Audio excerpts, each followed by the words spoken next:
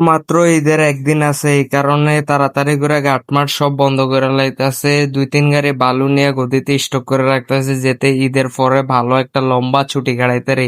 এই কারণে গাড়ি আইয়া প্রথমে অনেক বালি খোঁজাখুঁজি করছি, কিন্তু সবার কম বেশ পয়েন্ট বন্ধ এবং জাহাজ টাহাজ দুইয়া সবাই গাট ক্লোজ করে লাইছে। এই কয়েকটা পয়েন্ট আছে, এগুলাতে জাহাজ লোড করে আয়া পড়ছে, এখন না পাইরা এরা খালি করা লাগতেছে। এই কারণে আমারও ভাগ্যটা বালা, এর লিগে আমি এই জাহাজের থেকে ভালো এক গাড়ি মাল নিতেছি। ভিতরে রাস্তার ভিতরে প্রচন্ড যানজট এবং গাড়ি ঘোড়ার প্রচুর পারাপারি। এই যে কভার ভ্যান আর হিমাচল বাস একটা ফাড়াফাড়ি লাগিয়ে এটা হেঁটে লুকিং গ্লাস লাগিয়ে দিছে। আমি বাসের সামনে ব্রেক দিয়ে দাঁড়ায় দাঁড়ায় হেতাকে কাহিনী করতে চাইতেছি।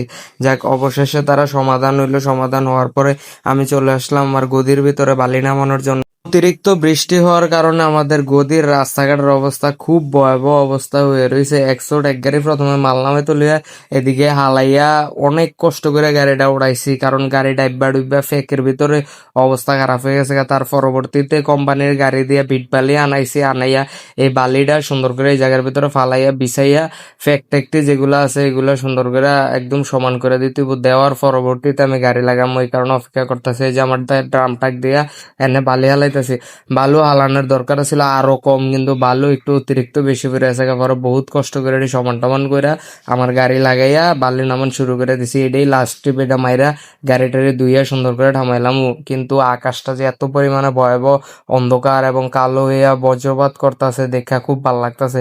মানে এই কিছুক্ষণের ভিতরে বৃষ্টি নামবো, এই কারণে আমার লোকটারে কইতাছি যে তোমরা তাড়াতাড়ি নামাও। বৃষ্টি নামলে আমি কোনো রকমের গাড়িটা হুইল ফটার দিয়ে ডলা দিয়া বৃষ্টিতে অটোমেটিক নিজে নিজে গাড়ি দিয়ে যাবো, আর আবার কষ্ট করা লাগবে না। এই হচ্ছে মানে ঈদের আগে আমাদের প্রিপারেশন। গদিতে বালি টালি এনে একদম স্টক করে ফুল করে লাইছে।